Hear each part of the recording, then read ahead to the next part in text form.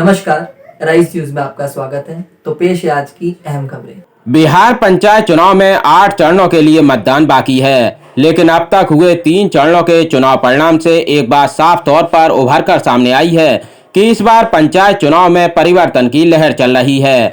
जनता ने ईमानदार छवि और विकास को तरजीह देने वाले उम्मीदवारों पर भरोसा जताया है।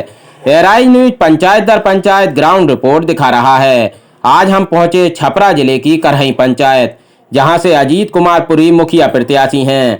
अजीत कुमार पुरी एयरफोर्स से रिटायर्ड कर्मी हैं। एयरफोर्स से रिटायर होने के बाद उन्हें जॉब के कई बड़े ऑफर मिले।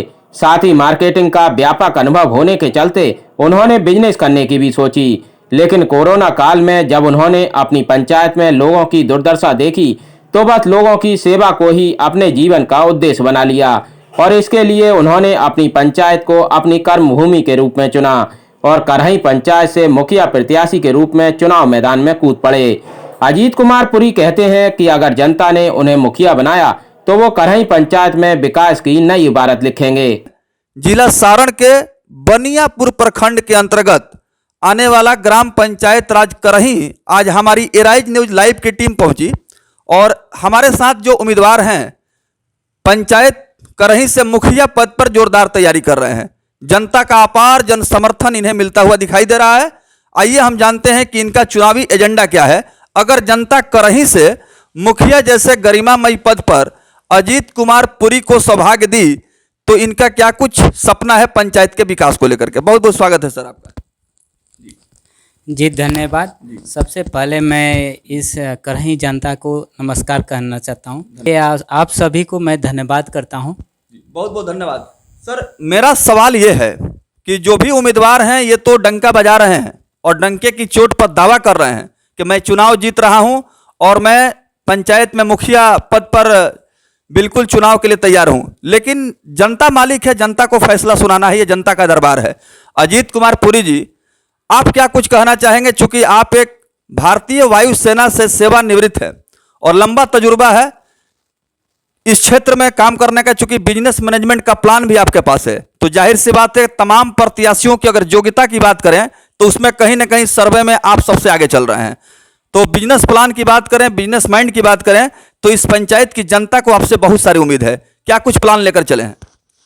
जी मैं तो 20 साल एयरफोर्स में रहा हूँ। ऑल ओवर इंडिया में मेरी पोस्टिंग रही है और लास्ट मेरी पोस्टिंग आके दिल्ली में रही है, जहाँ मैंने 3 साल रहा। और मैं खुद MBA किया हूँ HR एंड मार्केटिंग में पुणे यूनिवर्सिटी से और डिस्टिंक्शन के साथ हूँ। एक कॉलेज का टॉपर हूँ। मेरा पहले का प्लान था कि मैं एयरफोर्स के नौकरी के बाद एक बिज़नेस अपना इस्टेब्लिश करूँगा, स्पेशली मैं प्रोडक्शन लाइन में, ताकि मैक्सिमम मैं जॉब्स दे सकूँ। फिर इन बिटवीन जब लॉकडाउन लगा कोरोना वायरस के कारण, तो मैंने देखा मास पॉपुलेशन जो हमारे बिहार से अदर स्टेट में रहते हैं जॉब के कारण, उनका मैं सिचुएशन देख के मुझे लगा नहीं, अब मैं तो एक सेटल हूँ, एक मुझे पेंशन मिल रहा है और मेरे जैसे आदमी अगर बिहार में आके कोई इनिशिएटिव ना ले जो हमारे बिहार में कमी है, उसका सिर्फ मैं आलोचना करूं और इस सिस्टम को गाली दूं तो सही नहीं है। मैं इस सिस्टम को एज भाग बनना चाह रहा हूं और भाग बन के मैं चाह रहा हूं कि इसमें मैं बदलाव करूं और एक अदर स्टेट जैसे साउथ इंडियन स्टेट है वैसा उससे भी बेटर मैं इस बिहार स्टेट के लाऊं। ये माइंड प्लान लेके मैं यहाँ लॉन्च किया। जब रिटायरमेंट हुआ तो ऑलमोस्ट 1.5 ईयर हो गया, तब से मैं लगा हूँ कि अब इस मुखिया इलेक्शन के लिए मैं सोचा कि मैं MLA MP से भी लड़ सकता हूं, लेकिन मैं सोचा नहीं, जब तक मेरे अपने गांव घर के और जवार के लोग नहीं जानेंगे, मुझे पहचानेंगे नहीं, मेरे काम का सराहना नहीं करेंगे, तो मैं अचानक 12 पद से लड़ूं तो सही बात नहीं। इसलिए सबसे फर्स्ट स्टेप लिया कि ये ग्राम पंचायत का इलेक्शन में लूँ और मुखिया पद से लूँ। मैं यह सवाल आपसे काफ़ी आत्मविश्वास के साथ ये पूछना चाहता हूँ कि रोड निर्माण, नाला निर्माण और इंदिरा आवास, मकान निर्माण या इस तरह के काम शुरू से आज तक जब से देश आज़ाद हुआ है इसी पर मुखिया फोकस करते रहे हैं, लेकिन इन सब तमाम चीज़ों से अलग हट करके एडिशनल आपका क्या कॉन्सेप्ट है पंचायत करही के लिए? जी धन्यवाद। जैसे मुखिया का 2 रोल होता है, primary role and secondary role. Primary role होता है कि जैसे मैं जिसको डिजर्विंग कैंडिडेट है इंदिरा आवास उसको मिले, सेकेंडरी की जैसे राशन कार्ड है, ये बहुत इंपॉर्टेंट, गरीब आदमी के लिए तो बहुत रियली बहुत इंपॉर्टेंट है। तो वैसे लोग को राशन कार्ड ज़रूर मिले। और रोड नाला है जो हमारे गांव को विकास के लिए सबसे इम्पोर्टेंट है। इवन मेरा टारगेट है कि नहीं, एक भी घर नहीं छूटना चाहिए। साथ में हमारे जो एग्रीकल्चर फील्ड दूर दूर तक है, उनके भी कनेक्टिंग रास्ता मिले जहां हम लोग अच्छे से आवागमन कर सकें। तो ये प्राइमरी रोल है। लेकिन मैं सिर्फ प्राइमरी रोल लेके नहीं चला हूँ, मेरे माइंड में सेकेंडरी रोल भी है। जैसे सबसे पहले मुझे हमारे बिहार में जो कमी है रोज़गार की, तो एज ए MBA होल्डर मेरा प्लान था कि मैं क्या कर सकता हूँ। तो इस टारगेट के लेके चला कि छोटा मोटा लघु उद्योग जैसे अचार, पापड़, अगरबत्ती, ये है जहाँ 10, 20 लाख, 25 लाख की रेंज में मैं एक फॉर्म स्मॉल स्केल इंडस्ट्री बना सकता हूँ। और वो बना के मैं वहाँ 100-200 का जॉब क्रिएट कर सकता हूँ। इसके अलावा मेरा है हेल्थ फील्ड में कि देखिए हर पंचायत में अभी स्टेट गवर्नमेंट बोल रहा है कि एक प्राइमरी हेल्थ सेंटर बनाना है, हॉस्पिटल बनाना है, लेकिन अभी तक कोई भी मुखिया इसके तरफ अग्रसर नहीं हुआ। ये नहीं सोचा कि मुझे ये एक हॉस्पिटल अपने पंचायत में लाना है। मेरा प्लान है कि ये हॉस्पिटल लाऊं और डिफरेंट NGO से मैं कंसल्ट करूं ताकि फ्री मेडिसिन भी मिले, गरीब आदमियों को सबको मिले, फ्री मेडिसिन मिले और छोटा मोटा रोग है उसका इलाज यहीं पे हो जाए। तीसरा है कि मैं एजुकेशन फील्ड में काम करना चाहूँ। जैसे मुखिया के रोल में है एक प्राइमरी स्कूल आता है, अगर उसको मैं स्मार्ट क्लासेस की फैसिलिटी दे रहा हूँ तो जो सिटी के टाउन बच्चे हैं और जो गांव के बच्चे हैं उनके जो एजुकेशन गैप है वो कम हो सकते हैं। तो ये तीनों फील्ड में मुझे काम करना है, ये मेरा सेकेंडरी रोल है। और देखता हूँ अगर मैं अपने पंचायत में मैं अपने मकसद पर 100% हूँ तो इसको मुझे स्मार्ट पंचायत बनाना है ताकि पूरा एरिया में उसका नाम हो। एग्रीकल्चर के साइड जैसे हमारे किसानों को धान खेती जो सीजनल होते हैं, तो यहाँ पे क्या होते हैं जो सरप्लस एक्स्ट्रा होते हैं उनको अच्छे रेट में वो बेच नहीं पाते हैं, क्योंकि यहाँ पैक्स का जो रोल है वो बहुत ख़राब रोल है। वो लोग क्या करते हैं जो 20 रुपये केजी गेहूँ है चाहे धान है, उसे आधे रेट में लोग मजबूरन दूसरे को बेचते हैं क्योंकि वो अपना रोल नहीं कर पा रहे हैं। तो इसको टाइट करना है कि सरकारी रेट पे खरीद बिक्री हो ताकि हर किसान को बेनिफिट मिले, फ़ायदा मिले।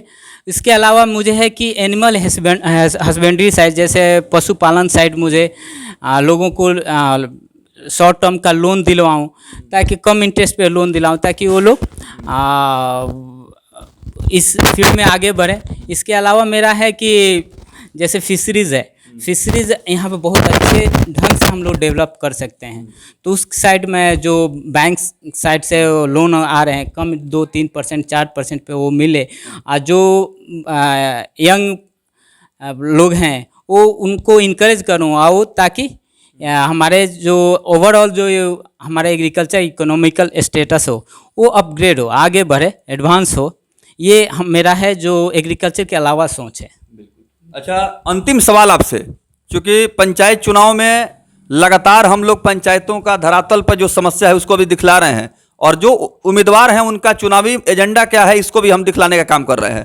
तो अपना शुभ नाम बताएं और पंचायत करही के सम्मानित जनता से इस बार के चुनाव को लेकर के क्या अपील करेंगे?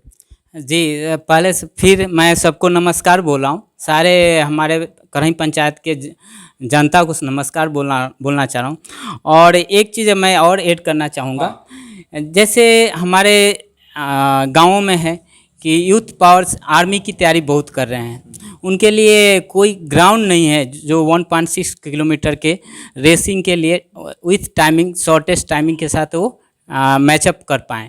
इसके लिए मेरा है कि हर गांव में एक स्पोर्ट्स ग्राउंड हो जो आर्मी की तैयारी है उसके लिए बेटर हो, प्लस रिक्रिएशन फैसिलिटी के साइड काम हो, जैसे फुटबॉल खेलना है, क्रिकेट खेलना है, बच्चों को खेलना है, कोई भी गेम खेलना है, उसके लिए हर गांव में एक अच्छे ग्राउंड हो।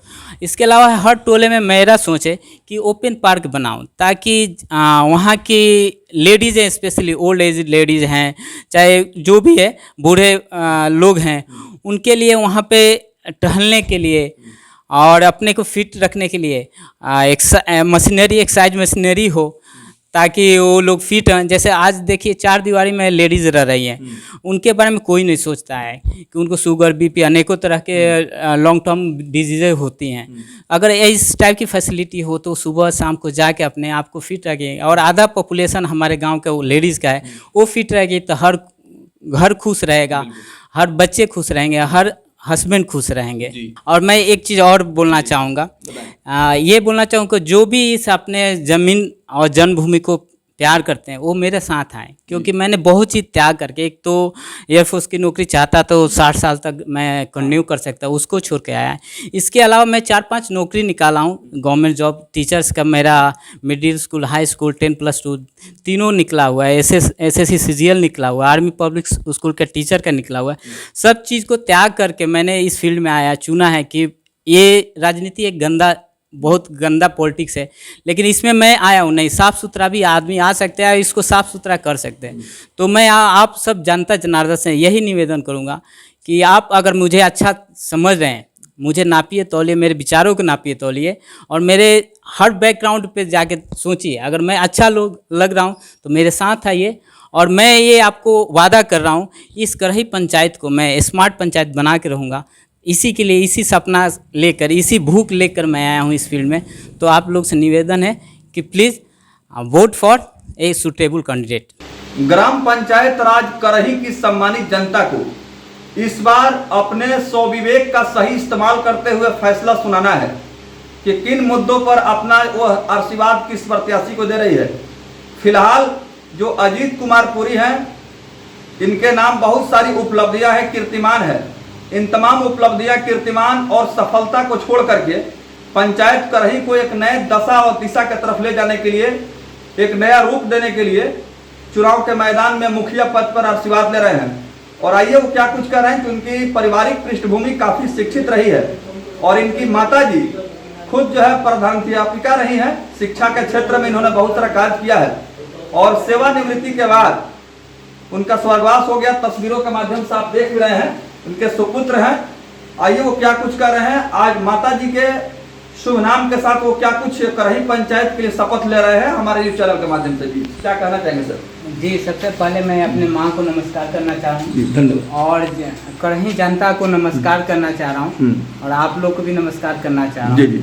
मेरी माँ प्राथमिक विद्यालय पिंडारी में प्रधानाध्यापिका थी, और पूरे जीवन भर एजुकेशन फील्ड में लोगों को एजुकेशन देती रही, जिसके चलते उनका एक बहुत नोबल नेचर था, बहुत दयावान नेचर रखती थी, और कभी किसी गरीब को, दुखिया को, कोई भी आ जाता था माँ के पास, बेहिचक अपने पेट को काट कर भी उसको मदद करती थी। और वही नेचर मैं बचपन से उनको देखा हूँ, और वही मेरे अंदर है। और मैं 1.5 साल हो गया इस पंचायत में रहते हुए, रिटायरमेंट के बाद, और मैंने उसी नेचर को फॉलो किया है, और आगे भी फॉलो करता रहूँगा। और सबसे मेरी माँ का सबसे बड़ा योगदान यही रहा है कि मुझे पिंडारी गांव से कभी वोट मांगने की जरूरत नहीं पड़ी, क्योंकि मेरी माँ का जो योगदान है उस गांव में, वो पूर्णतः मेरे प्रति वो लोग समर्पित हैं। ये सबसे बड़ा योगदान है माँ को।